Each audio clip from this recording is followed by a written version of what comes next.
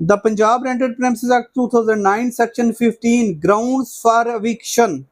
A landlord may seek evictions of the tenant if the period the tenancy has expired, the tenant has failed to pay or tender the rent within a period of 30 days after the expiry of the period stipulated in Section 7. The tenant has committed breach of a term or conditions of the tenancy agreement. The tenant has committed a violation of an obligation under Section 13. The tenant has used the premises for purposes which is different from the purposes for which it has been let out. The tenant has sublet the premises without the prior written consent of landlord. तो ये वो grounds हैं जो उसने यहाँ F तक गिनवाई, लेकिन हम देखते हैं कि उसने सेक्शन 7 का भी हवाला दिया। सेक्शन 7 क्या कहता है? वो सेक्शन 7 कहता है कि मोड ऑफ पेमेंट क्या होगा। एक तो वो कहता है, अभी देख लें आप, वापस जाइए जरा सेक्शन देखिए, वो कहता है कि किस तरीके से पेमेंट होगी। सेक्शन 7 कहता है कि अगर कहीं या तो लिखा है एग्रीमेंट में, दैट इज ए गुड, जो भी तरीका लिखा है। अगर उसमें 6 माह बाद लिखा है तो 6 माह ही गुड, अगर उसमें चेक लिखा है तो चेक ठीक है, अगर नगद पेमेंट लिखा है तो वो भी ठीक है, अगर यकम तारीख लिखा है तो यकम भी ठीक है, अगर 25 तारीख लिखा है ईच मंथ की तो वो भी ठीक है। लेकिन अगर नहीं लिखा तो फिर वो क्या कहता है, उसी सेक्शन 7 में कहता है कि अगर नहीं लिखा तो 10 तारीख से पहले पहले हर सूरत किराया अदा करना होगा। लॉट ऑफ जजमेंट्स हैं कि 10 से 11 हो जाएं और टेनेंसी एग्रीमेंट में टाइम डेट नहीं लिखी, पेमेंट कब करनी है, किस डेट को करनी है, तो फिर इमीडिएटली 11 के बाद वो उसकी बेदखली जो है वो दायर की जा सकती है और टेनेंट डिफॉल्ट की पोजीशन में चला जाता है और टेनेंट डिफॉल्टर डिक्लेयर हो जाता है, डिफॉल्टर हो जाता है। अब आगे बात करता है कि अगर कोई तरीकाकार नहीं लिखा हुआ कि किस मोड से होगा, तो कौन सा तरीकाकार है? थ्रू बैंक अकाउंट और मनी ऑर्डर। Money order. अब अगर इसके अलावा, याद रखिएगा, बैंक अकाउंट और मनी ऑर्डर के अलावा टेनेंट कहता है कि मैं लैंडलॉर्ड को पे कर रहा हूं, अब लैंडलॉर्ड रिफ्यूज कर देता है, तो इस दो मोड के अलावा कोई और मोड नहीं है, या वो स्ट्रांग एविडेंस के साथ साबित करेगा कि यस इस तरीके से लोगों के सामने, या ये वो तरीका है जिससे मैं पे करता रहा हूं किराया, और या फिर वो ये दो तरीके हैं। अगर सपोज कि वो डिफॉल्ट का अपना लैंडलॉर्ड, बाज दफा ऐसा होता है कि मालिक किराया लेने से इनकार हो जाता है, तो उसके लिए अदालत में पिटीशन दायर की जा सकती है, या ये दो तरीके हैं जिस तरीके से टेनेंट जो है उसको किराया बेच सकता है। अब वो क्यों लेने से इनकार कर देता है?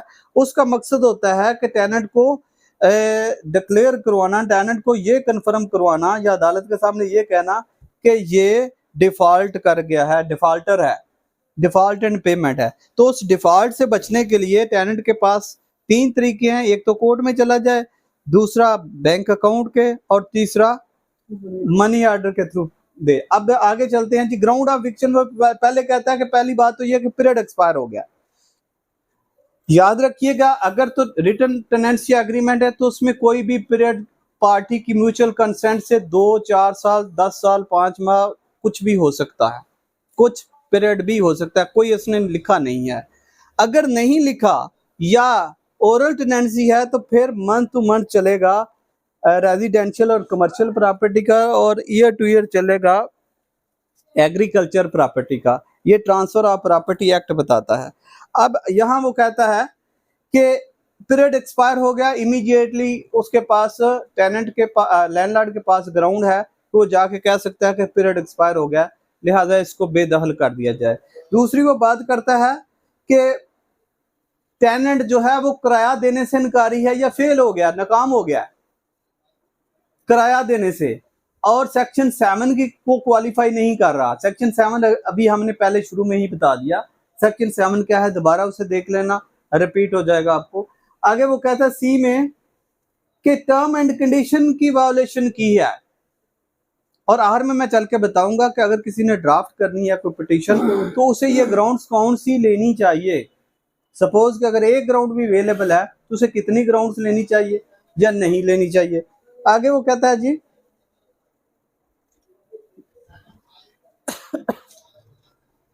The tenant had committed violation of an obligation section 13 tenancy agreement जो है वो कहता है कि ऑब्लिगेशन है लैंडलॉर्ड की 12 कहता है और 13 कहता है टेनेंट की ऑब्लिगेशन।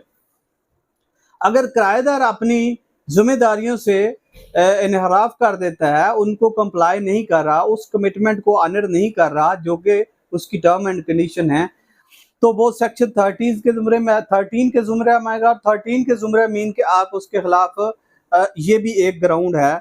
आगे वो कहता है टेनेंट हैज यूज्ड हाँ ये भी एक ग्राउंड है कि जिस मकसद के लिए वो जगह ली जा रही है किसी और मकसद के लिए किराएदार उसको इस्तेमाल कर रहा है। सिंपल इज दैट कि एक रेजिडेंशियल पर्पस के लिए जगह ली है और उसको कमर्शियल पर्पस के लिए इस्तेमाल कर रहा है, तो इसके इससे अच्छी एग्जांपल कोई नहीं होगी। वैसे भी बहुत सी एग्जांपल हैं, किसी और मकसद के लिए है तो वो कर सकता है, या किसी इमोरल एक्टिविटीज में इन्वॉल्व है या उसे इलीगल एक्टिविटी में इन्वॉल्व है तो वो भी हो सकता है। आगे वो बात करता है जी कि सबलेट। अच्छा, सबलेट का सेक्शन कौन सा है?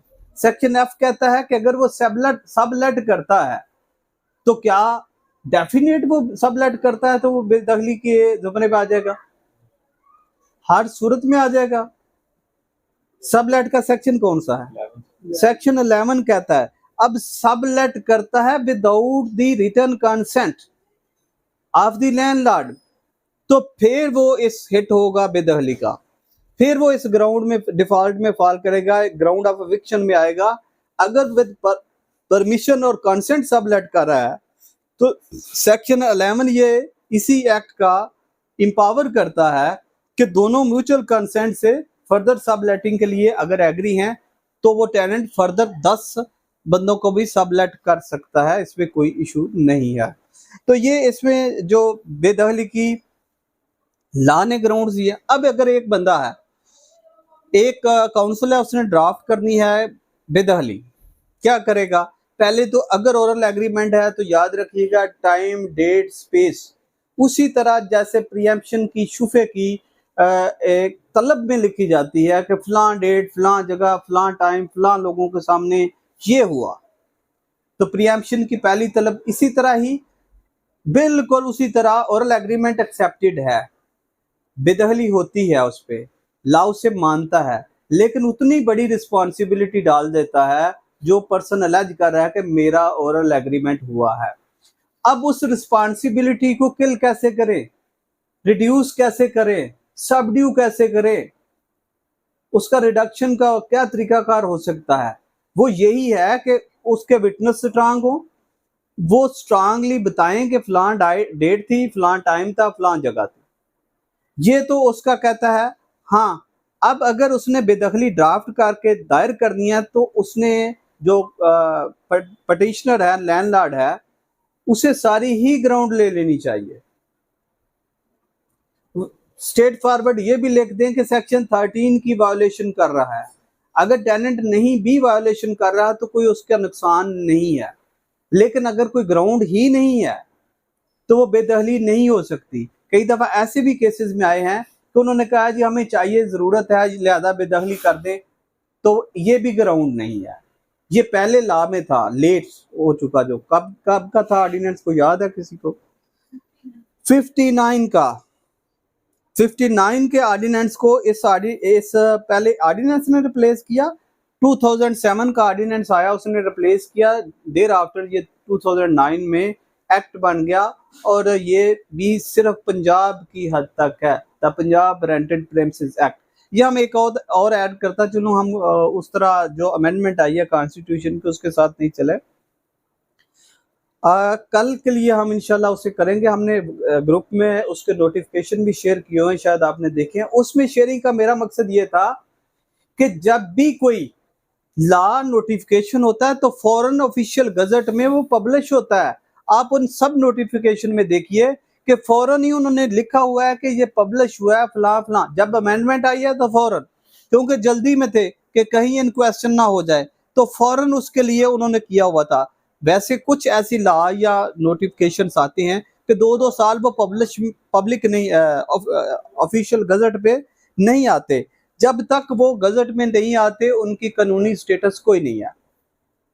लोग उन पे अमल दरामद भी शुरू कर देते हैं, लेकिन अगर कहीं उसका वो चैलेंज हो जाए rules, bylaws, notification, act, ordinance, whatsoever regulation, तो वो अंडर फायर आ सकते हैं। तो थैंक यू जी आज के लिए।